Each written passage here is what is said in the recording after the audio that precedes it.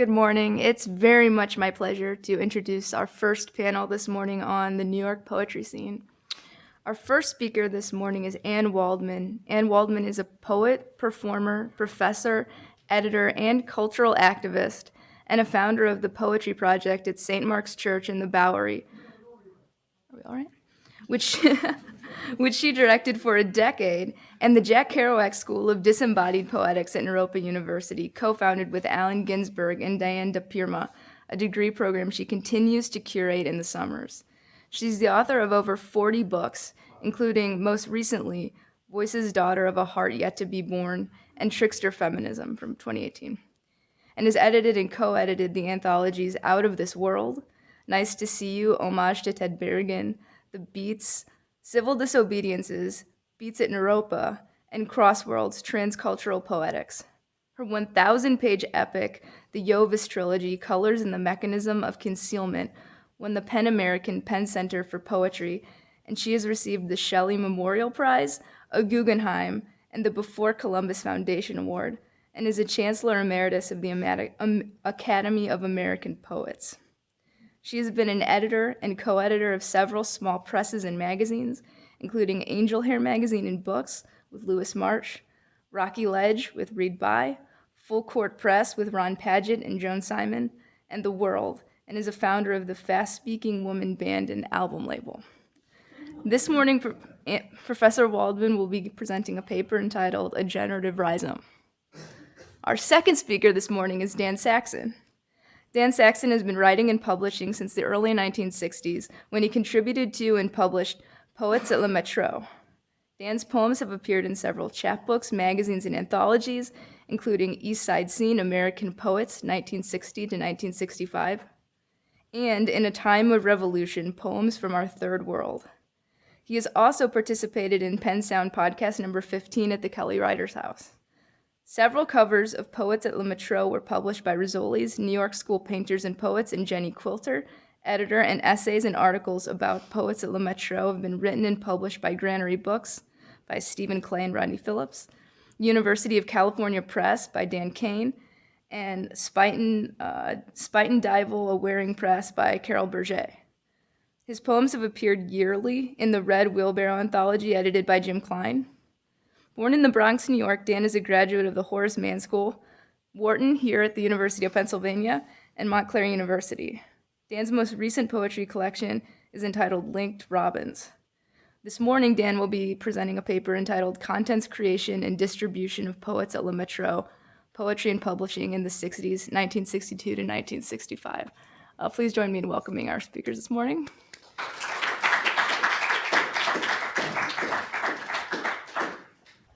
Good morning. Thank you so much, David. Very special to be here.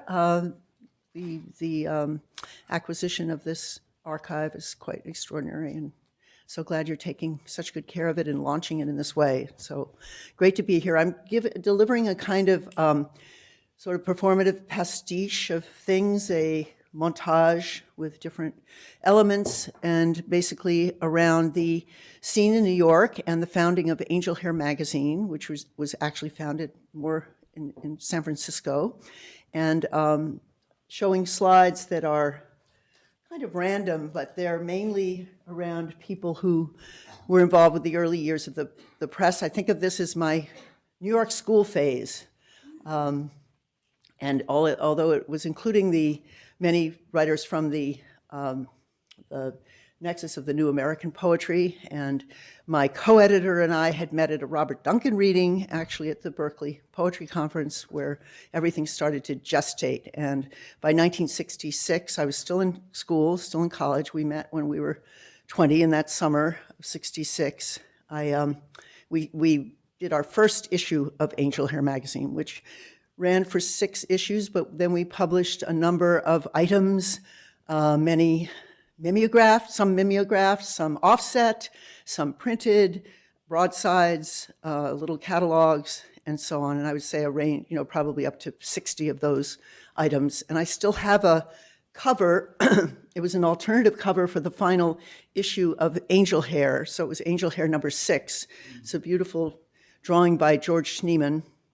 And it's sitting on the wall at home in McDougall Street, and I keep thinking, I want to do one more issue. I'd have to change the 6 to 7, or maybe I could even make it, 100, count the years. Any case, I've talked to Alice Notley and her sons, Ted and Alice's sons, Anselm and Eddie, and other people who could be part of this lineage and of the final issue. So we'll see how that develops. In terms of these slides, just quickly run down a list here. Sadly, so many of these people have passed on, but some of us are still alive. Some of the women, Bernadette Mayer, Alice Notley, Diane de Prima, John Giorno is still with us, Lewis, a few others. And this is not totally comprehensive. We published even more writers in the magazine and in the small press iterations.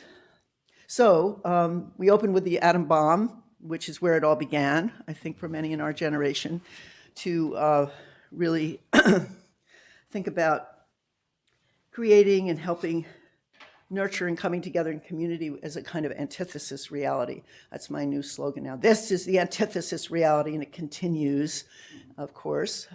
So after that, we have Amiri Baraka with Frank Lima and David Shapiro, Bill Berkson. Then there's the Gaslight Poetry. There's a picture of me with the Bishop of New York City in the early days of the Poetry Project. I actually served on the vestry when I had that role as director, which was very interesting.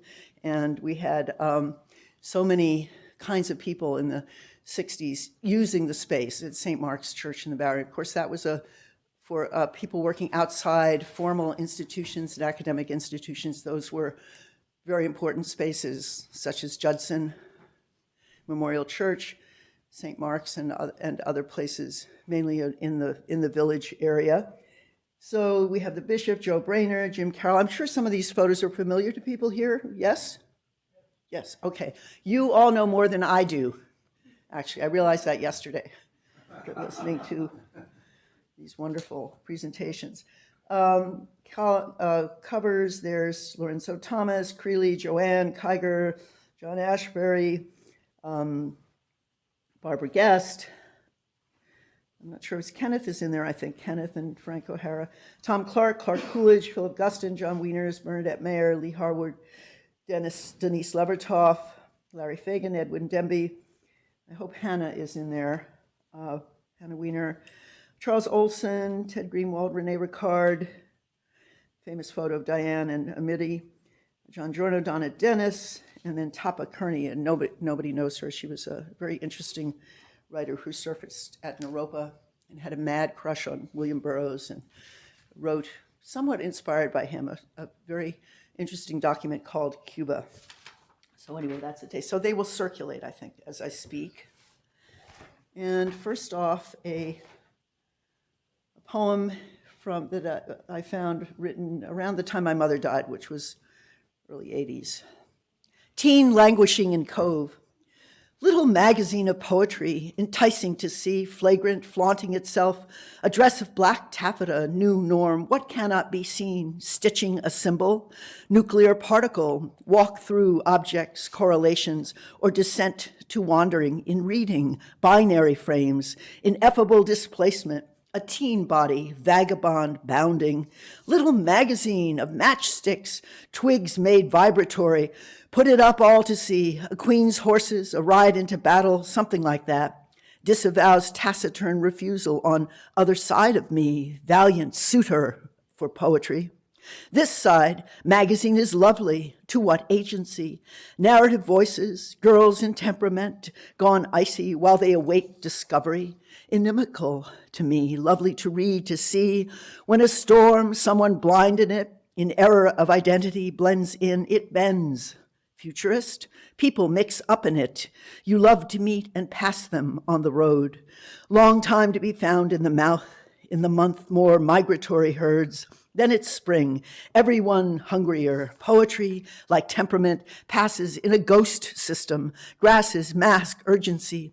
What to name a child of the crossroad? Name her poetry. People continue reading as animals first appear. She lets her vibratory weight fall on his intentionally. So he sees, he admires. She will steal his fire with proof of herself's greater valor. On the ground, with feminist skin, waiting to be revealed, what she has chanced in constellation. Where else get this repose that poetry knows? But I am older now and truly see the ruse of poetry. So that was written around the time my mother had passed on, and then within that next year, both Edwin Demby and Ted Berrigan had died. So appreciate this opportunity, present a little taste of the panorama for this most heady time in poetry and small press doings. And from the point of view of somebody very young, I'm a New Yorker. I grew up on McDougal Street in a bohemian household. My mother was a great ally, Frances Lefebvre Waldman, who was also caught up in the excitement of this time. She was a college dropout autodidact who spent a decade in Greece during a first marriage to the son of the poet Angelos Sikelianos, herself a student in Bill Berkson and Kenneth Koch's workshops at the New School. She wrote poetry. She also has translated several editions from the Greek of Sikelianos and the South American poet César Moro, who wrote in French and was part of the André Breton community in Paris. She took me to the Gotham parties early on, visited redolent with literary history, as Ron Padgett says somewhere, the Gotham. And one felt very at home in this bohemian atmosphere. It was very mysterious, and with its historic photos, the whole passion around Joyce, the piles and piles of books, the bustle in and out. It was kind of a shrine, actually, and part of the antithesis reality. I think my mother said she saw Greta Garbo there once. Is there any record? Okay, she was frequent. And I met amazing people at the parties, Anais Nin at one of the parties. So Frances, my mother, was a great admirer of Francis Stelloff, and also friends with many of the same poets that I was getting to know and being in community with, an intergenerational community, and who often worked together. There were wonderful parties, a party for the champ, a collaboration that Joe Brainerd had done with Cameron Elmsley. Actually, the Gotham was very supportive of the work of Joe Brainerd, had several exhibitions and book parties for his projects. And so I think the party for the champ was in '68, and then there was Ron Padgett's Great Balls of Party, and Ron writes in his memoir of Joe Brainerd about the small, warm rooms at the Gotham, and it was so packed, he says, I became so congratulated that I had a momentary dizzy spell. And then when my book, No Hassles, I think was 1970, was published by Lita Hornick's Culture Press, the book arrived. It was a kind of, felt like a high school yearbook or something, but had this lovely sort of turquoise cover with red ink it was based on a photograph that Bridget Polk, maybe some of you know from the Andy Warhol days, Bridget. So she had designed it. And anyway, we opened the boxes, were sitting there, and nobody had opened it before the party. We opened it, it was completely unbound. The book arrived unbound. And the subtitle of the book was An Unbound Something in Parts.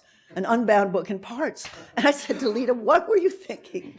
This is crazy. And she said, well, the printer. And she was a little bit, I don't know, there's the whole, there are books, I mean, Lita is a great character in all this. She'd wear her amazing Egyptian gold earrings that had been crafted by, I think it was an artist from Brazil. Just amazing. She was our sort of queen of the scene with culture. Books you all know, I'm sure, something of that history. Anyway, she was rather nonplussed, but I was shocked, but we went on with the party nonetheless. Then there had been, what was it, the Joe show, I think, when was that? The Joe show at the Gotham Book Mart Gallery, One Flight Up, which was One Flight Up, and it was called Work with Poets. So there were collaborations in there with the usual suspects, John Ashbery and Frank O'Hara. Also, I believe covers, remember some book covers and maybe a few flyers. Does that ring a bell? Joe's show. I'm backed up by the evidence over here. And I remember looking at those. Ron was teaching somewhere and couldn't be there, but never looked commercial. That Joe's work, his beautiful covers for our magazines and books never looked commercial. It was art. And one was often engaged in, especially with Joe and George and Donna Dennis, who did covers for Angelhair Magazine and books, as well as the World covers, and that also included Guston and Alex Katz. You would go and visit the artist, look at things. Actually, sometimes there were choices, as I indicated in the beginning with this wonderful cover I still have to use. And so that show, and then I remember I was involved with Full Court Press, as mentioned. That was with Ron Padgett and Joan Simon. Joan Simon, a art curator and critical art writer. Full Court Press, you all know the reference, right? Basketball? Okay, just checking. So that in 75, I think Full Court had a party, and we were celebrating Edwin Demby's collected poems, Allen Ginsberg's First Blues, and Joe Brainerd's I Remember. And the I Remember edition was a composite of the 3 volumes published by Angelhair. I Remember More, and More I Remember More. And also thrown in was something called I Remember Christmas, which the Museum of Modern Art had published. So it was a composite of all the I Remembers. Let's see, Joe had worked very hard on that, and it was more than a 10-year project, really. Angelhair had been the first publisher of over this. I think it was every year. At one point, there were the 3 books, and he revised, he rearranged. The show was packed with friends and admirers for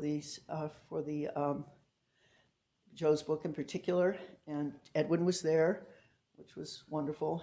But Joe had a breakup with Kenward Elmsley just before this party, so I remember it had this double edge. We were all a bit concerned. Let's see, back to, so the multi-tentacular poetry scene of the mid-60s through 70s was very thrilling, a constant round of readings, reading and writing, editing magazines, working at the Mimeo machine at St. Mark's Church all night with interventions by the Pinkerton people who would come if you didn't do the closing up the church properly, where you had to string a wire and push a button.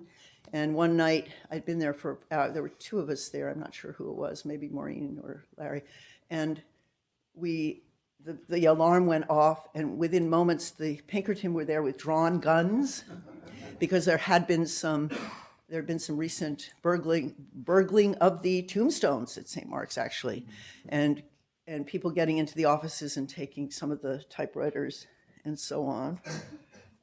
That was not the morning, however, when we went out to see a deer carcass hanging from a tree in the churchyard. I think it was an offering, but I wasn't never sure. So just to invoke, these, high talk, as Alan would deem it, the high talk, conversation, the sacred conversation that would go on all night, passionate discovery, and the constant growth of becoming a poet.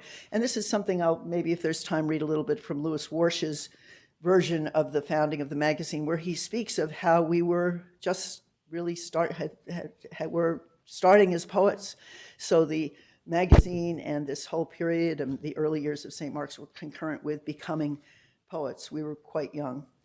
Rhizome is the term I like to invoke, the interconnect, which you all know, as Deleuze and Guattari use it, the tuber system that moves horizontally rather than vertically. There's a great part of that, their description is in 1,000 Plateaus. But the tuber system that has no central root or logical pattern counters the traditional or logical approach to knowledge, which is usually presented from knowledge growing from roots. So they explain the rhizome has neither beginning nor end, but always a middle from which it grows and overspills. So it's a self-vibrating region of intensities whose development avoids any orientation toward a culmination point or external end. And I felt early on, coming seriously to poetry, arriving into a particular nexus, the New American poetry, something already had begun and started as evidenced in situations I was encountering, at Gotham and certainly out in Berkeley. And these, coming to these little magazines and presses, from Diane and Baraka's Floating Bear to White Rabbit, and a flow with points of origin that have energy points but no official agenda, a place where one could enter as a willing novice. So this idea of in media res and being able to jump in the middle. And I love the term, what is it, the third space of enunciation? I think that's Homi Bhabha, the third mind of Dyson and Burroughs. And then there was also the sense of this incredible community, all these other things going on. I mean, John Cage was in our world. I was doing a class with Lamont Young in the early 70s, working with Indian raga singing. I had gone to see the Living Theater. I think I was still in high school then, and then years later, I worked with Judith on the play Red Noir. But I was around these different concomitant scenes, which was incredibly exciting and also very performative, in a sense of a living performance. And through Edwin, who I was very close to, Edwin Demby, going to the ballet. So there was this wonderful, constant sort of uptown, downtown. It was a great treat, of course, to go up to the New York City Ballet and sit with Edwin and have him point out Suzanne Farrell's neck or ankle, particulars of how Balanchine would put on the choreography on his dancers. So again, you can leap around within the Rhizome, which rejects traditional genealogy, and also it's a rejection of the assumptions and histories of the dominant class. Isn't a study of culture, but rather a continuous effort to free forces that have been constrained. And in relationship to literature, particularly poetry, a challenge to the assumed literary canon. And what was the canon at that point? It was really up for a change in the frequency, one felt. And none of the writers I was becoming fascinated with in these early years. I subscribed to the Evergreen Review. I mean, just everything. I was down the block from the 8th Street Bookshop. But the things taught at Bennington were more official, I would say official verse culture, which is Charles's term, Bernstein's term. And there was a problem. I asked, why they never taught Ezra Pound? Gertrude Stein was too silly for Howard Nemeroff, who was a key teacher of mine. And we even argued it later. Once he was in Boulder for events at the University of Colorado. And I said, what was your problem with Gertrude Stein? He was even more dismissive. And of course, with Pound, it was the anti-Semitism. But Stanley Edgar Hyman was a terrific teacher, and he was part of this lineage through Kenneth Burke and the Armed Division. Some of you, I don't know if anybody even talks about that anymore. Yeah. So, and then I had a wonderful French lit teacher, Georges Guy, who was actually close to Kenneth Koch. And Louis remembers that we were dining up in the Rain Barrel, which was a little restaurant outside the school, near the school campus, with Georges Guy. And that was the moment when we decided to go ahead with this Angelhair idea. And then our friend Jonathan Cott, who had been the reason why I'd gone out to Berkeley in the first place. And John had a poem called Angelhair Sleeps with a Boy in My Head. If there's time, I'll read a few lines from that. So things were coming together at that point. But in any case, it was mainly this old boys roster of official white male verse culture poets who I admired in some ways. Let's see, where was this? Anyway, there was no projective verse, composition by field, etc. But it was a great incubator to be there. And I edited the magazine Silo, where I published Robert Kelly and Gerard Malanga, Alain Robbe-Grillet, also helped host Kelly and Stan Brakhage. And the art scene actually there, I felt, was more radical and more in a lot of the visual artists who were there were, there were constant trips back into the city for some of the faculty and students as well. So I wanted to, let's see,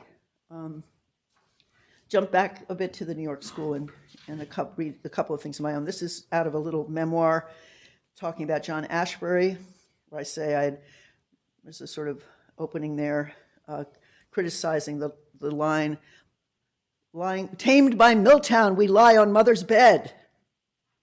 Whose line is that? Robert. Yes, okay, good. So it was somewhat, was Milltown the drug of our generation? That was the question. Anyway, an alternative life and through, it had begun in gestation with a lot of these things I've mentioned, attending Berkeley. And Ted Berrigan was really the one holding up the New York School banner in this sort of alien territory. Frank O'Hara had been invited, but was unavailable to come to Berkeley. John was living in France, but we had all hoped that John would show up. Come home from France. The line, whiter shade of pale from the Procol Harum comes to mind. This was after John died. I remember it was a favorite line of John's, and I also remember that when he saw the Dylan movie, Ronaldo and Clara, some years later, he was impressed with my brief appearance and moment where I say, I'd rather be home reading a good book. And I thought, why would John even know about this? He seemed oddly au courant with the pop times through a kind of osmosis, a kind of hip insouciance, quick-witted parleys, always kindly. Everything was fair game for his curiosity. We moved through many of the same scenes, parties, occasions, ritualistic holidays together in the mid-'60s into the early '70s, flirting at a Lita Hornick party. He might have even been at the party at St. Mark's Place, where Louis and I lived, 33 St. Mark's Place, now a tattoo parlor, wherein Kenneth stripped down a bit. Kenneth Koch stripped down a bit. And our first, and my mother made some comment, I don't know what it was about, it had to do with this uptown, downtown, what can really go on down below 14th Street. So our first Angelhair book from the press, founded with Louis, was by Lee Harwood. There were love poems dedicated to John with the Joe Brainerd cover, The Man with Blue Eyes. There's this little backstory there where we were using this lovely Fabriano Italian paper for the covers of the magazine. They were oversized. There was often a ragged edge, really luscious feel. The printing was done by, I believe, Ronnie Balu, who I had met up in Bennington when working on Silo. He was a printer primarily of little, what would it be, menus and laundry forms for just ordinary things. But we lured him into this for a little bit, a side job doing these poetry magazines. I had worked briefly at WRVR Radio, Riverside Radio, in a work semester from school, Riverside Church. That was in '65, where I was able to create a few poetry shows and recorded John there. Then it was suddenly summer, and Frank O'Hara had died, and everyone was bereft, and the Poetry Project was born. I always felt out of the transition of losing Frank O'Hara, out of his ashes, out of his heart.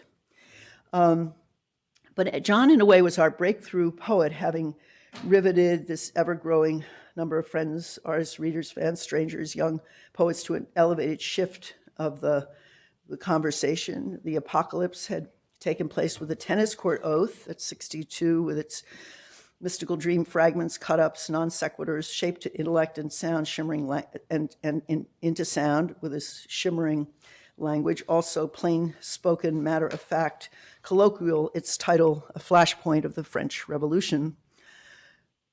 Even as you lick the stamp, a brown dog lies down and dies. This wonderful juxtaposition of micro and macro. His poetry didn't seem to own, cling to, or identify with its experience, didn't beg on emotion and ponderous content. Things were symbols of themselves, not pointing toward weightier meaning and conclusion. The real subject is its form, John had said of Raymond Roussel.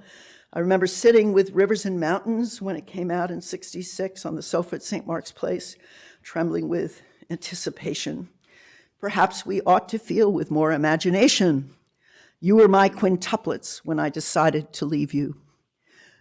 Reading John was liberating. You could take anything from the words. It was the arrangement and attention of wild mind. Mind was the subject, a haven free of baggage, unusual reference. You made friends with it. You didn't know where you were going.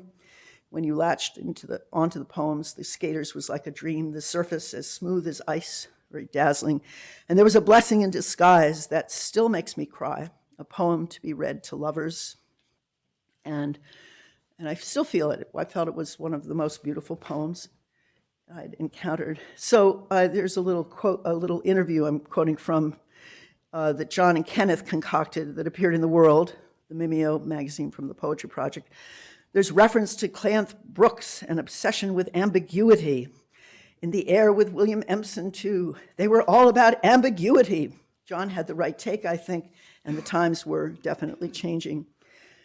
John, I was just wondering if ambiguity is what everybody is after, but in any case, why? Kenneth, people seem to be after it in different ways.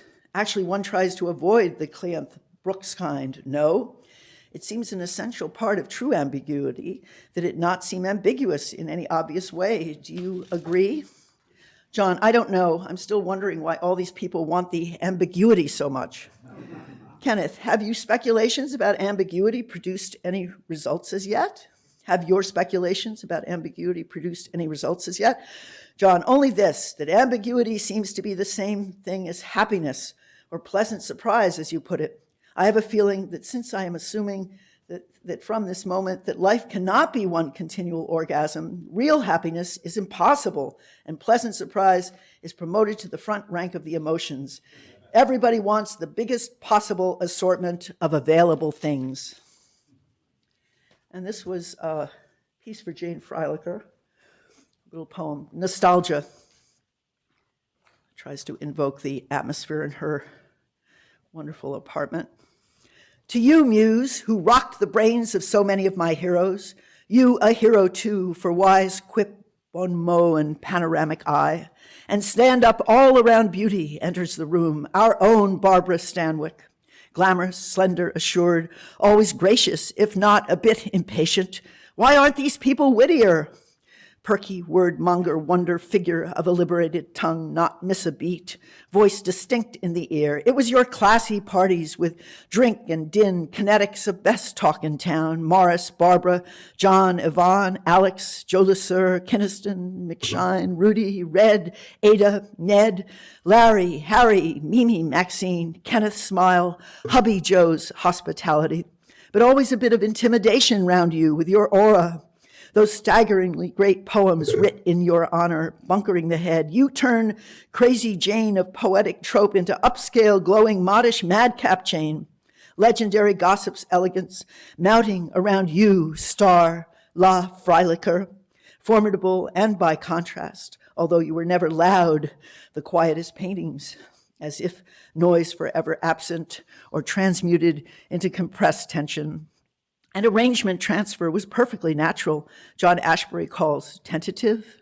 Could we dare say egoless in this tribute? Spaces between objects come onto this window ledge, this table, center of the world. A hearth to mute a button on the roar.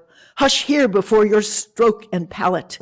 Can't thank you enough, ingenious painter, for this and continuity and these and continuity, but back, come back again. Can't get enough of the parties of yesteryear. Terrific Fifth Avenue apartments, readiness, gleam of us shining too, happy to be in your realm a moment. And Jimmy showing up in what Kenward called his lub period, with biker chains round his neck. And Joe Brainerd, lanky, innocently louche, and people still smoked. I remember being haunted indelibly. How get so lucky to be here? High tone and that inimitable high talk again will never be the same in purgatorial New York. Caught on time spiral, Jane helping many of us late arrivists enter the Academy of the New York School future, which opened its doors to us. So let me just get a Kleenex here.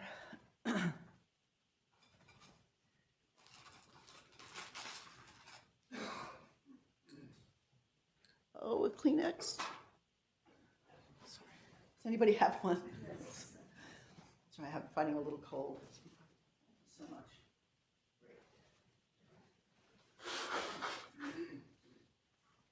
So consociational time. One is always bound and enhanced by a sense of consociational time, a term Clifford Geertz uses anthropologist Clifford Geertz, to look at the interconnecting links in communities, not unlike the Rhizome, whole cultures and worlds. What else was going on the year we first published Angelhair, and we founded the Poetry Project at St. Mark's Church, and so that was 66. Okay, in 66, the Georgia House of Representatives refused to seat African-American Julian Bond because of his opposition to the Vietnam War. The Russian Una Luna spacecraft lands on the moon. By April, the US troops in Vietnam totaled 250,000. Painted black, the Rolling Stones. Huge anti-war demonstrations all over in March and April of that year. First African-American appointed for presidential cabinet under LBJ.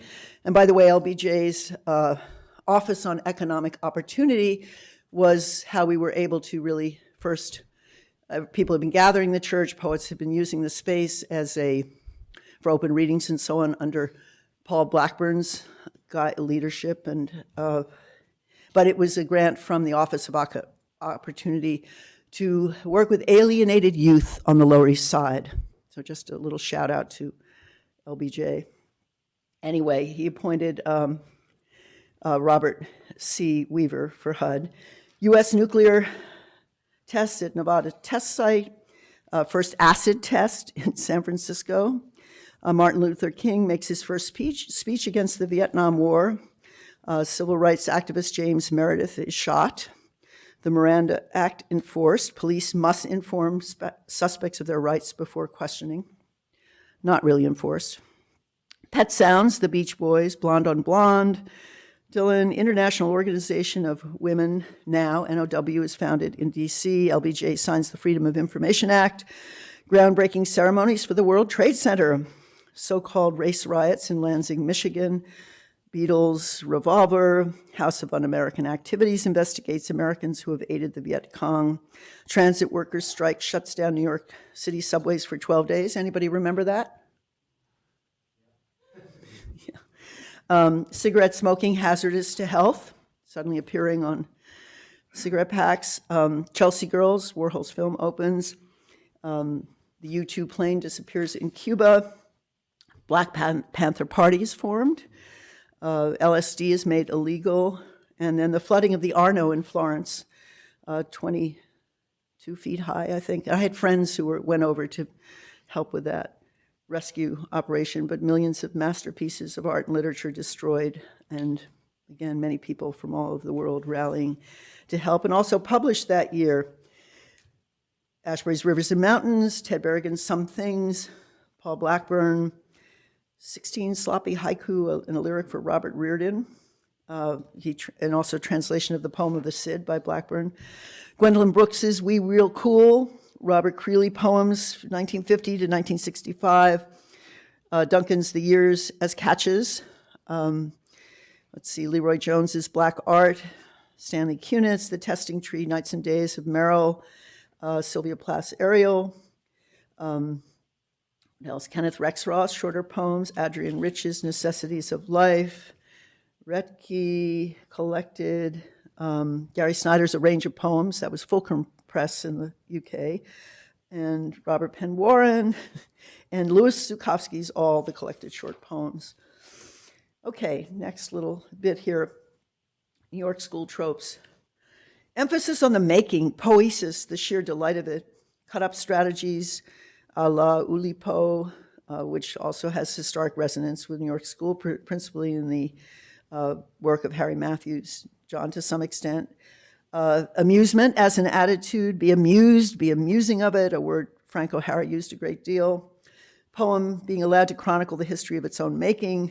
The mind of the writer could be the subject of the poem, rather than an outside theme of our official neighbors to the left, to the right, sorry. The poems could meander and shift and turn into a kind of adventure, rarely a straight narrative line. The walking around poem, composition by field, open form, also in Olson, Duncan, others, originating from Mallarmé. Throw the dice, parallel to indeterminacy in music and painting, John Cage. Writing was an activity, continuous present. Writing it when others are around, the environment coming into the poem, and you hear this in Bernadette and Alice's poems with activity of children, voices, demands, the constant interruption and interventions. At St. Mark's Place, our apartment, where people would, end up sleeping over, we'd work, there would be two typewriters going, often for collaboration. We also made these little books together, and there's a collection of these in my archive at the Hatcher in Ann Arbor. And once Robert Duncan came to town and just stopped by the apartment and also made a beautiful little book. Poetry was also seen as a collaboration with language. Rather language more than logic led to certain moves. You weren't at the controls. Free association, sound over logic, etc. You could go to these unpredictable places, not in concern with the final form, free of heavy reference, mythological, historical footnotes like the Wasteland has, though I think women had to rediscover this turf for themselves, as H.D. had done with Helen in Egypt. So you get Alette and Alice's long poem, and also many of these other things that people were exploring. And I think my Eovis project, the long feminist epic Colors and the Mechanism of Concealment, had to investigate this other kind of turf. You all know parodies, puns, juxtapositions of tenses, mistranslations, collage, cut up. And, a lot of these methods were similar across the different so-called schools, many ad hoc forms, a river in every line, alphabet poems. Certain key figures were so important to the New York school, Raymond Roussel, the book Hebdomeros by de Chirico, Motherwell's The Dada Painters and Poets, and Science and Sanity, Count Korzybski, which is very important to Ted. Overheard Conversation, Exquisite Corpses, the in-house conversation, deletion, stealing, let the phrases stop and start like one's mind does, one's attention span does, instability of logic and meaning, of the relationship between word and concept or word and world was arbitrary, then you had a different take on how language had to change. Strong connection to what the visual artists were doing, the connection, of course, to the abstract expressionists, and they were very allied socially and artistically. And that was another thing about the time. You were there with a lot of visual artists in the room. There's such a kind of compartmentalization. I mean, not that you don't see people, but when you go to as I did the other night, to an art opening and the dinner afterwards, there are very few poets there. And everything is sort of mediated by the gallery and by the economy and the whole capitalist system, with more in those worlds. So if you're working collaboratively, it's usually with some arrangement and contract and that sort of thing. Although we still bypass that in many ways. And I was particularly interested in the women, and some of whom I was meeting and seeing. I remember meeting Elaine de Kooning at a party, I think it was Edwin Demby's 60th birthday party. But I wanted to quote a little from Barbara Guest, I wouldn't say neglected figure, but needs to come into her own more in this history. I know in the Painters and Poets book, Jenny Quilter's book, Barbara is really not sort of underrepresented with all the things she was up to. Architecture. There's an invisible architecture often supporting the surface of the poem, interrupting the progress of the poem. It reaches into the poem in search for an identity with the poem. An architecture in the period before the poem finds an exact form and vocabulary, before the visible appearance of the poem on the page and the invisible approach to its composition. Reaching out to develop the poem, there are interruptions, some apparently for no reason. Something else is happening. The poet has no control. The poem begins to quiver, to hesitate, to become insubstantial. The desire of poetry to elevate itself, to become stronger. The poem is fragile. It needs to reach through the armed vehicle of the poem to loosen the armed hand. Barbara speaks later, and I can't find the citation of the later interview of her relationship to language school and language poetry, since she had been taken up by several generations of younger writers more involved with other kinds of experiments, and her late work has some affinities, some of those concerns. And she said, the language people are big on Marx, and I am not a Marxist, and on French philosophy, and I am not a philosopher.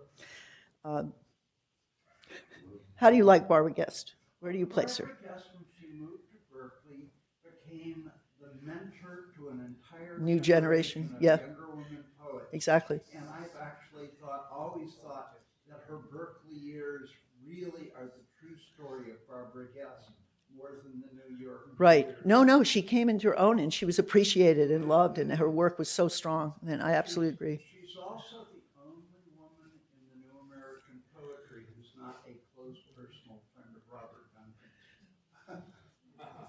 That's true. Yeah. That's interesting.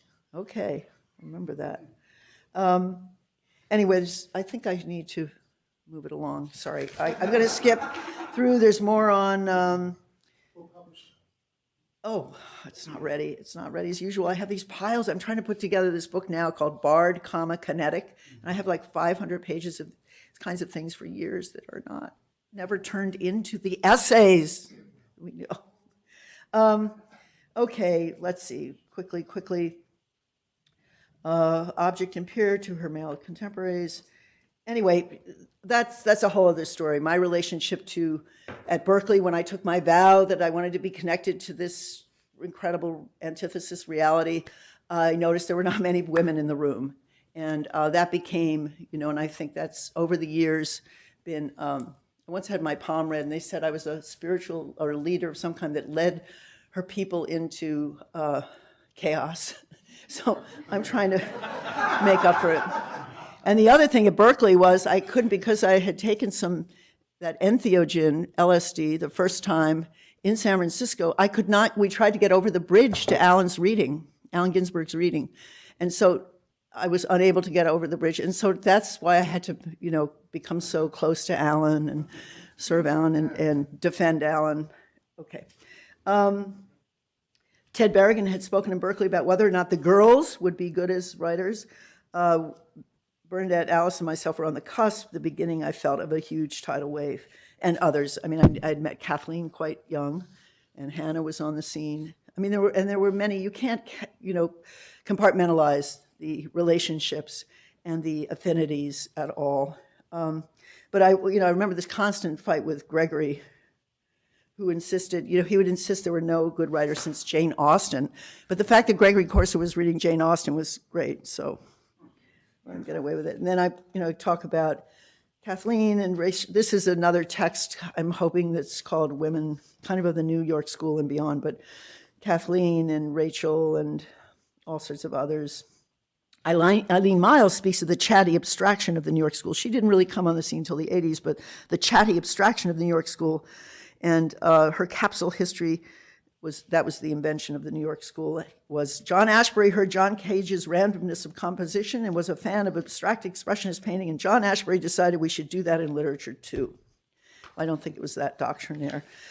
Alice writing against dominant modes. Anyway, there are examples of some of the list of those New York Schoolish type things. Then there's another bit on the floating world, which of course was the name of one of Jerry's Rothenberg's Hawkswell Press that published 5 issues of the magazine entitled Poems from the Floating World. And that sense of the floating world, and of course Jerry was so important bringing ethnopoetics into the mix. This is all later. I feel like I've had 9 lives in poetry. So just gonna skip some of this. Gift economy, of course, very important. We started with nothing. Lewis had a job, so Angelhair started that summer of 65, and then the first issue came out in 66. But just the opening paragraph, I wanted to bring Lewis, my great collaborator in all this, and lifelong friend, and this is Lewis. Anne Waldman and I met in the earliest stages of our becoming poets. Possibly editing a magazine is a tricky idea under these circumstances. Possibly it's the best idea to test one's ideas before you even have them, or when they're pre-embryonic. In a sense, doing a magazine at this early moment was our way of giving birth as much to the actual magazine and books as to ourselves as poets. We were going on nerve, all of 20 years old, but trusting in our love, which was less risky, tricky, and in the moment defied all uncertainty.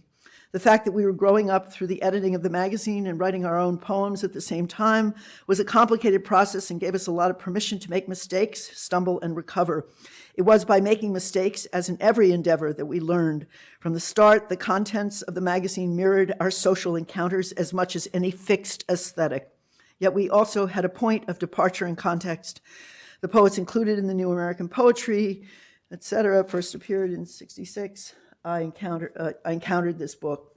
That summer it appeared when I was 15 and eventually knew many of the poems and the biographical statements by heart.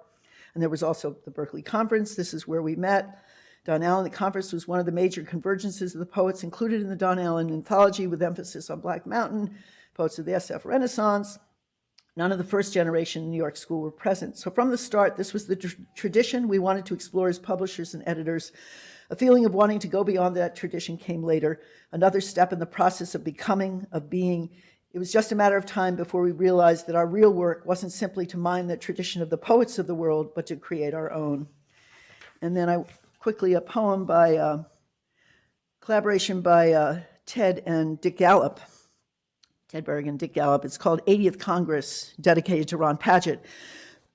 Gives a little flavor of the time. It's 2 a.m. at Ann and Lewis's, which is where it's at on St. Mark's Place. Hash and angel hairs on our minds. Love is in our hearts. Who else? Dope and Peter Sheldall, who is new and valid in a blinding snowstorm. Inside joy fills our drugless shooting gallery with repartee.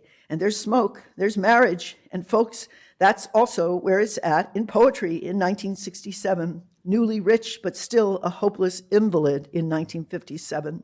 Yes, it's 1957, and we've been killing time with life, but at Lewis's and Ann's, we live it up. Ann makes lovely snow sodas, while Lewis's whatchamacallit warms up this New Year's straight blue haze. We think about that and money. With something inside us, we float up to and onto you. You were truly there, and now you're here. Okay, I'm going to skip.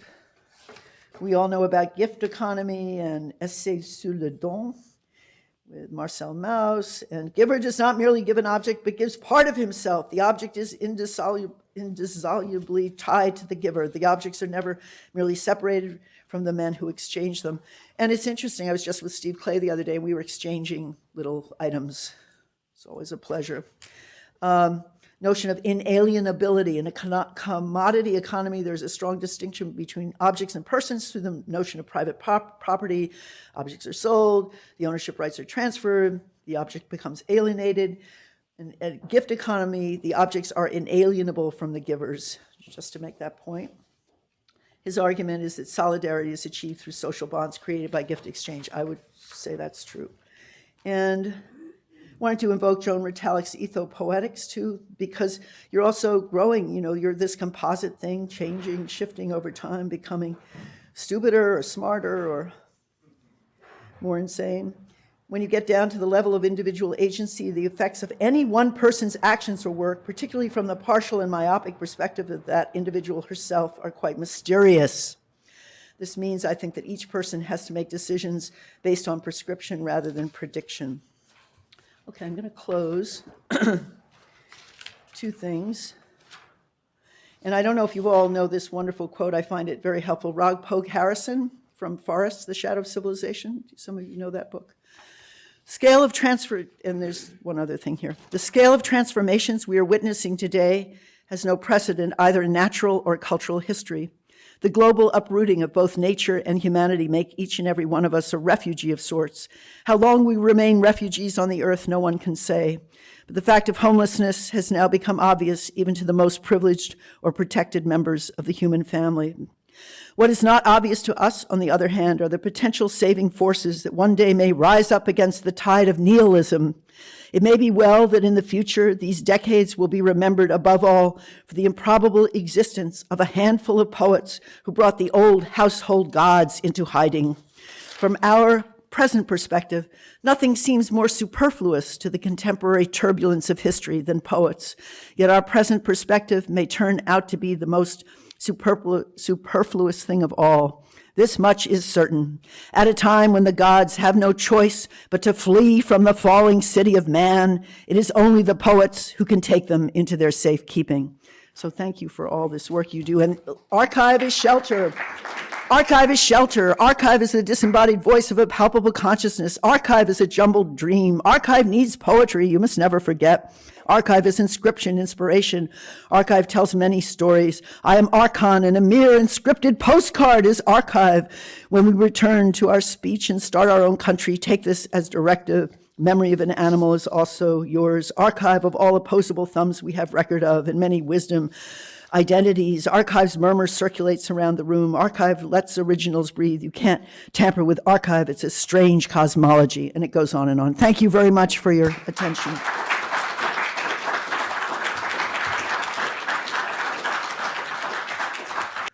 That was an awesome performance by Ann Waldman. We thank her, and we certainly thank David McKnight and Kate Aid for inviting us, and all of you who presented today and yesterday and the day before and will present tomorrow. It's just an awesome audience and a great experience to be here. I hope I can reflect on poetry in the early 60s, which predates Anne just a little bit, but I think I'll mention enough names so that some of you will recognize them, as well as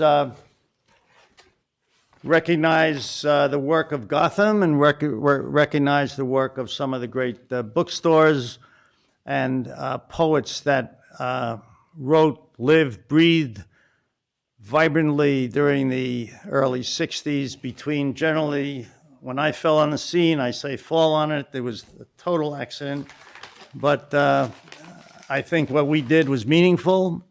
I hope Gotham has some copies of the Poets of the Metro. I'll hold it up at some point, which was a magazine which I began in the early 60s. Let me just read a little paper. I hope we have time for discussion with Anne and others, and I'll read a paper that I had written a while ago. If you were interested in discovering poetry in the early 1960s, you might visit the event pages of the Village Voice, and usually readings would be listed time and place. Les Deux Magots at 64 East 7th Street, New York City, held open readings Monday nights and a featured reader on Wednesdays. I found the readings at the cafe interesting, unique, and worthwhile, and I began to attend on a regular basis. I began reading my own writings during the open reading sessions around December 1962, and I was offered a Gestetner printer. It was a duplicating sort of mimeograph machine, happened to be excess office equipment.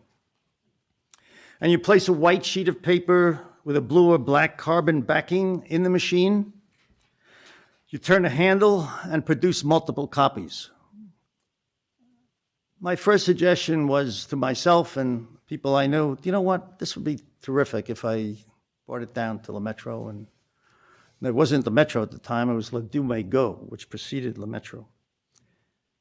So, to be quite frank, I distributed the blank paper to most of the poets who read, or to those who had work they wanted to publish. My first publication was dated December 1962, poems collected at Les Deux Magots, handwritten or typed by the authors and published unedited and indiscriminately by Dan Saxon. Looking back, I didn't give it a thought, but I knew one thing. I was young, I was on the poetry scene, I wasn't an editor, I certainly had a great education. I want to compliment Penn for the courses that I took, not so much in business, but anthropology, philosophy, science, and also the business courses, management, fortunately. Okay, so saying handwritten or typed, I want to give you a little foreshadowing here because I erased typed from the Metro when we finally got to the Metro. I returned the next week or week after with collated copies and distributed them free to the contributors and to other attendees. For non-contributors, there might have been a small charge to cover costs. I looked at an old edition and it was 50 cents that was placed on the Metro. If you find any, please talk to some of your antiquarian book dealers. I'd like to find more.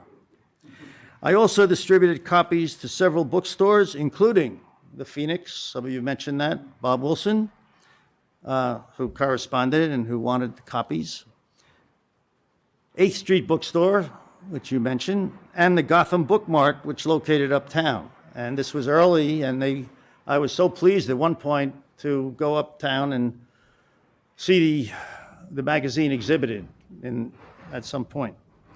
After 2 months, by February 1963, the reading shifted to the Café Le Metro at 149 2nd Avenue, a large venue in a more public area.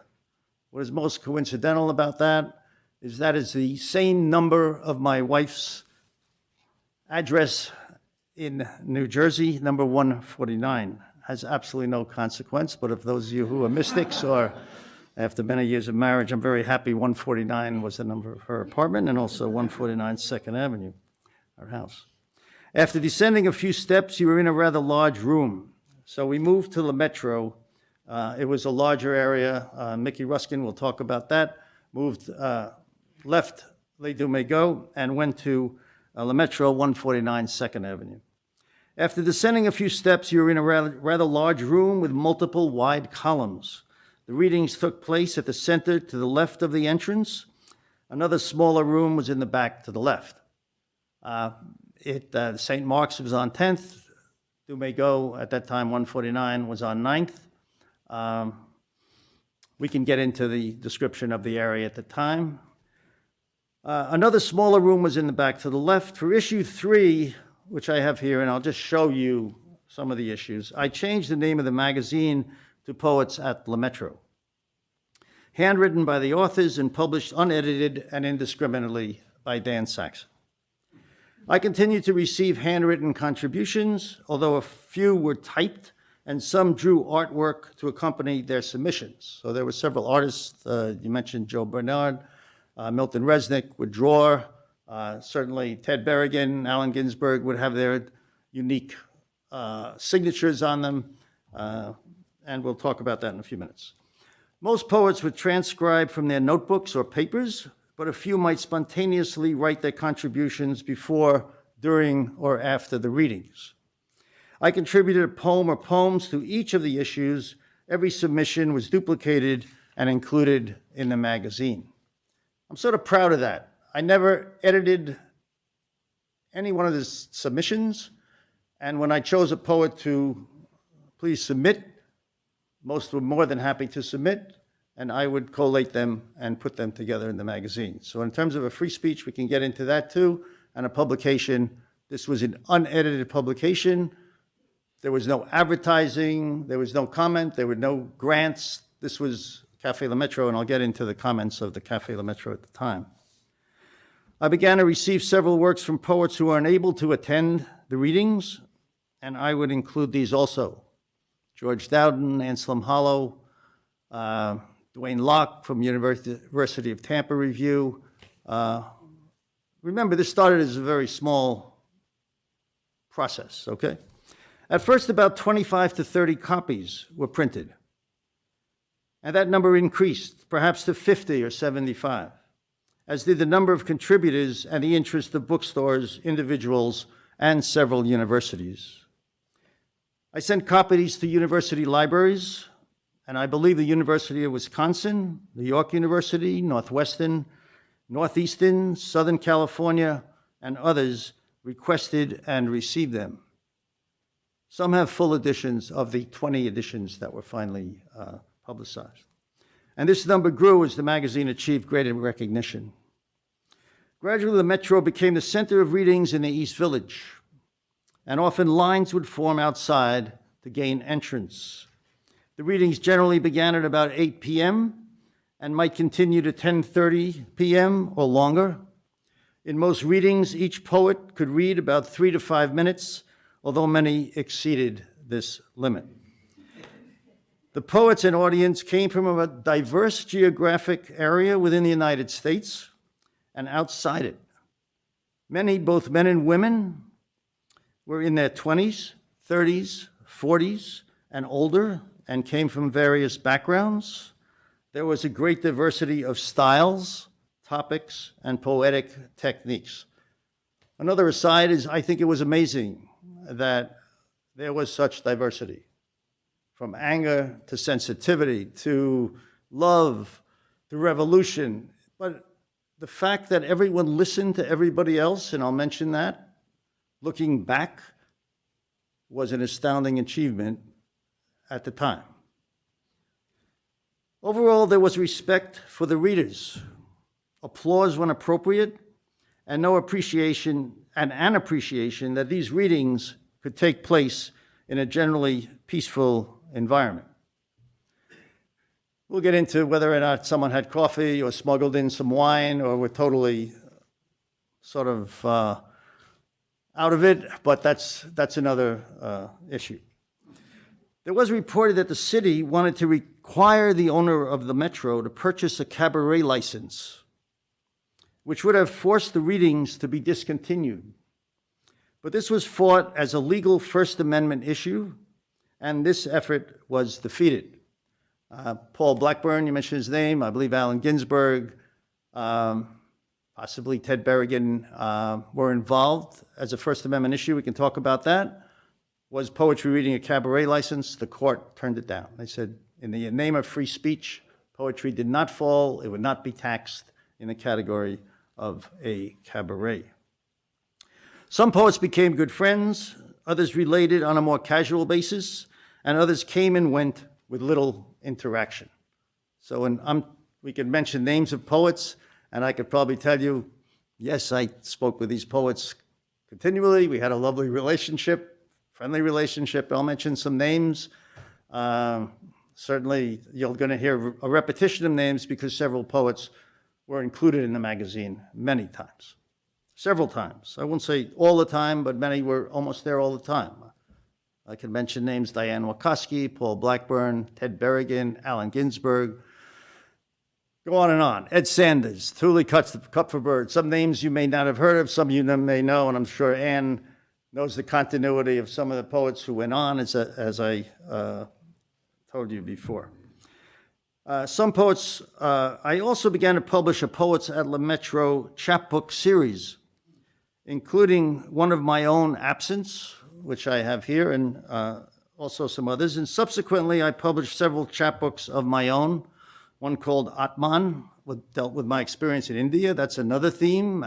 I can only tell you as an aside, Allen Ginsberg was an awesome presence in the poetry scene with his visits to India and his talking, and I may, if I have time, recite a poem that was certainly motivated by Allen's experience, because I did go to India. And I did swim in the Ganges. I was not, in a sense, looking to achieve moksha or separation, but I did it from a more rational sociological point of view. And I will read a poem about that, which was published in Random House, was picked up by Random House, and about feeding an Indian boy in Madras. If we have time, I might recite that at the end. So I published Nancy Ellison, a book by her, and also a book by Spencer Holst, who was there.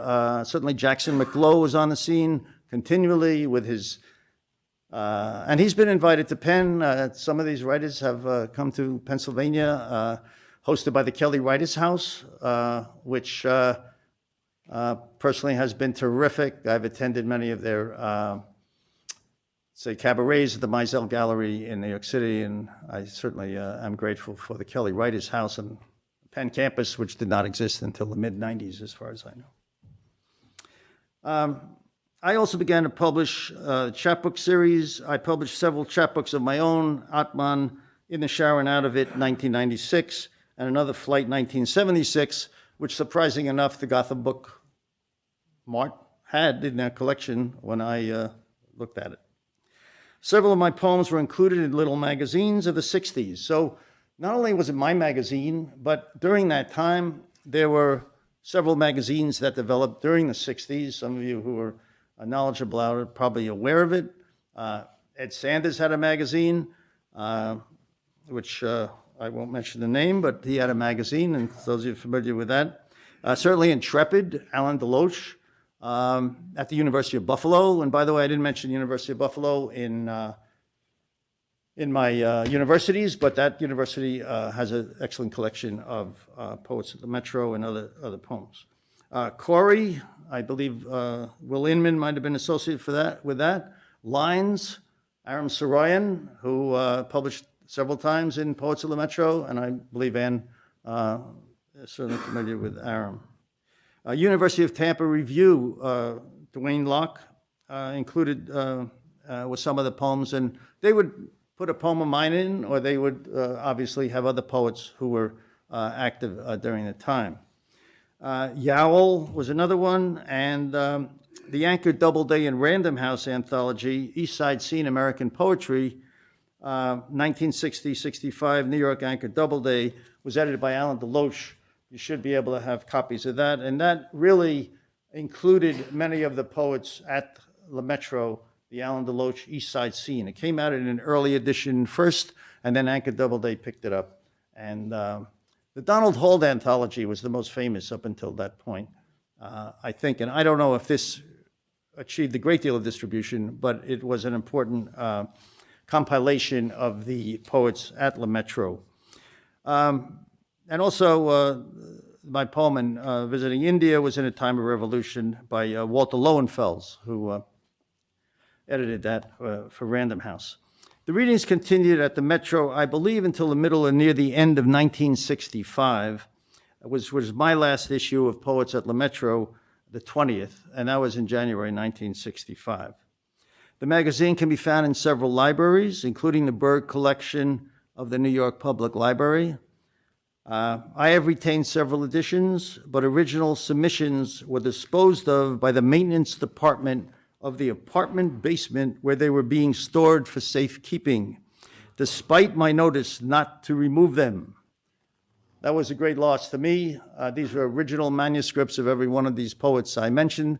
There was a big sign, do not remove, do not remove, do not remove, and for one reason or another, flooding, mold, whatever, these are removed. So those of you who are currently writing and excited about archival collections, put them in safe places, guard them, bring them to your apartment or your house, and just preserve them.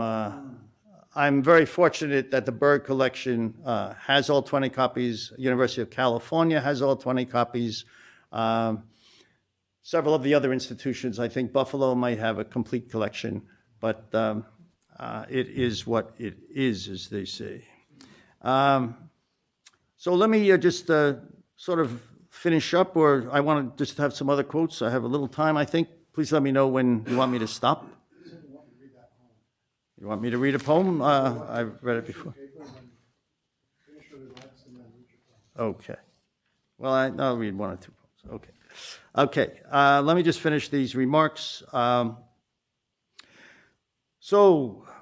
of the contributors to Poets at La Metro continued to publish, were included in anthologies, hosted readings, and played a significant role in our creative and social history. I just will finish up. I continued to participate in readings and publish in several magazines in the 70s and later, including magazines in New Jersey. My parents had actually moved to Rutherford, New Jersey, where William Carlos Williams, a former Penn graduate, is an icon. He is still an icon. And we have readings once a month at the Williams Center.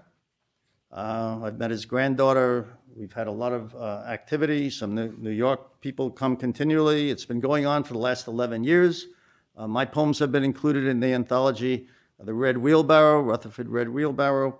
And we have, so I know the New Jersey scene. Lunch was a publication from Fairleigh Dickinson, Bergen Poets, Passaic Review, Sensations Magazine, the Ever Dancing Muse, the Red Wheelbarrow Poets Anthology, a lively group of poetry in the New Jersey scene, Bergen County. And what's happened with readings, there's a reading every day somewhere. So those of you who like your poetry and want to present it to people, you should find a reading. My latest chapbook was Link Robbins. It's an Ex Libris 2008. I also have a pound a Penn sound podcast talking about the Metro Experience, number 15. Dan Saxon on Lower East Side 60s poetry. Certainly, some of the leading magazines, I think Ann mentioned some of the names, but certainly the Stephen Clay and Rodney Phillips edition, A Secret Location on the Lower East Side. That's a must-reading, 1960 to 80.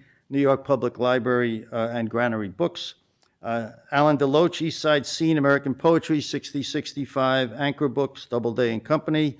Certainly the Daniel Kane book, All Poets Welcome, the Lower East Side poetry scene in the 1980s, Berkeley and Los Angeles, California, University of California Press.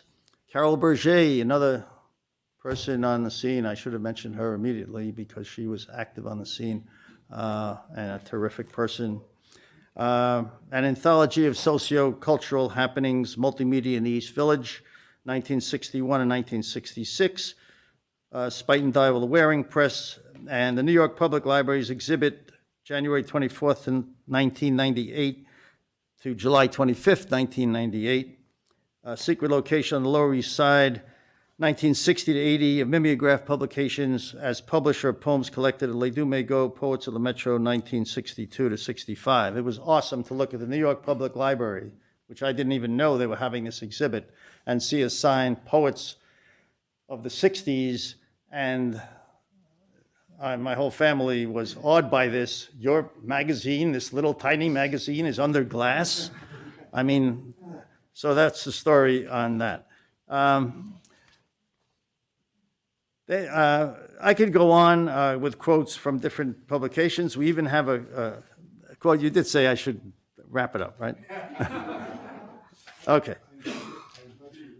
Right before. Okay, that's a good enough point. I'm going to read I'll read the Indian poem, only because at the end of reading this poem, Allen Ginsberg came up to me and said, read it a little slower, will you, next time? I think it was a good poem.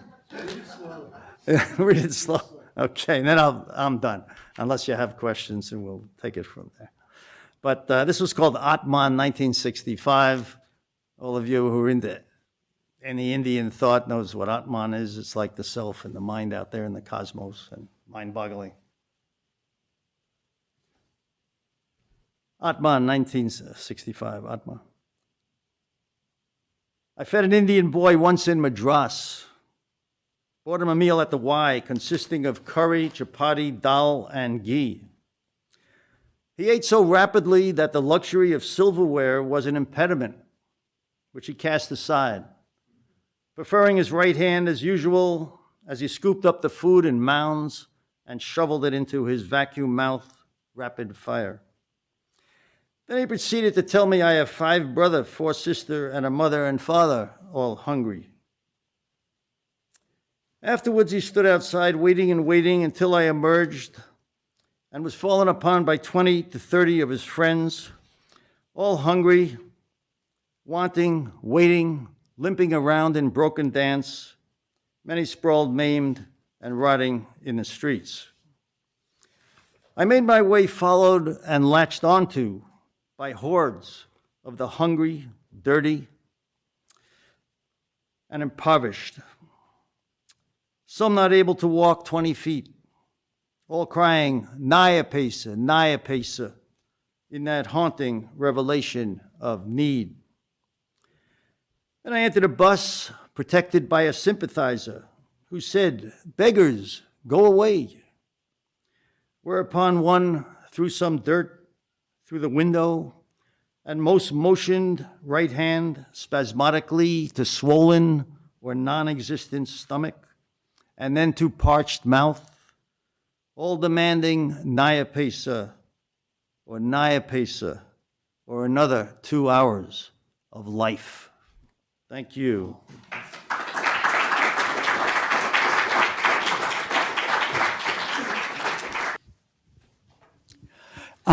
I have a question.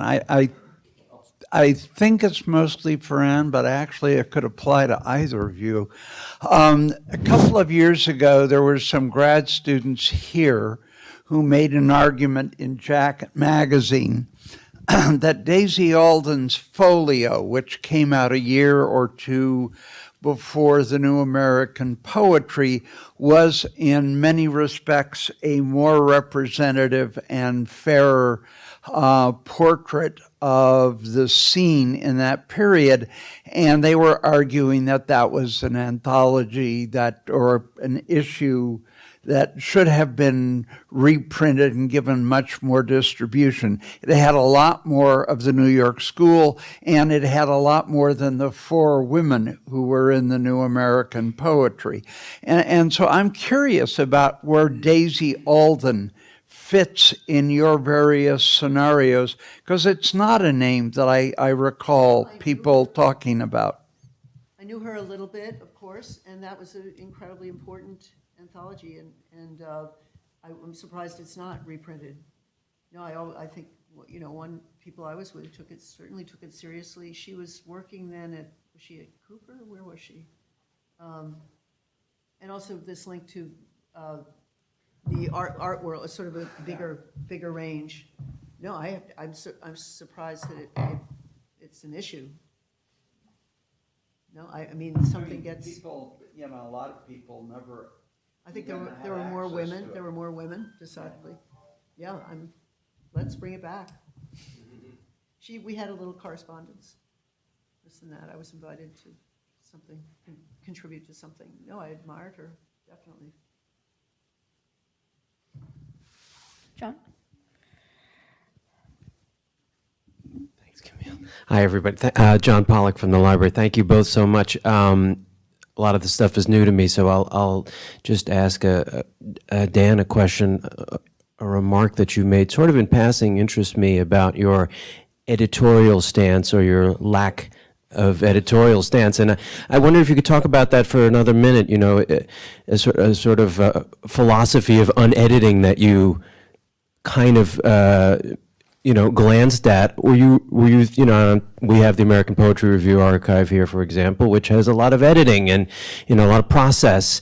And I'm interested in, you know, to what extent were you thinking of that as a real stance in itself? Let me just, you know, moving from the sort of oral that we talked about, the reading the room yesterday that Orchid and other folks spoke so well about, to the written. Thanks. Wow. Okay.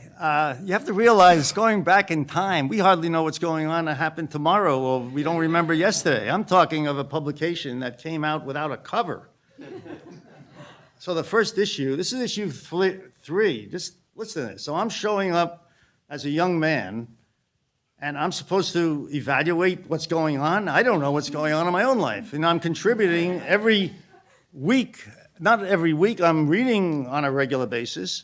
And then I'm deciding that I should hand out this to people. It would be like you were a youngster handing it out to maybe to Anne at this point, you know?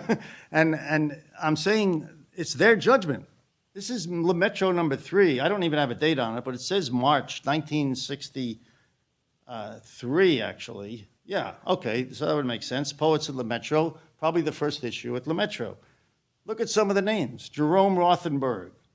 I'll mention names that, if you're on the scene or you know that, and who not only just passed by and then said, oh, that's a poetry reading. No, these people were there time and again. So to answer your question, I don't want to go on about it, and I'll just rattle off some names. I did take out my Metro editions. I was awed, so I wasn't going to edit anybody.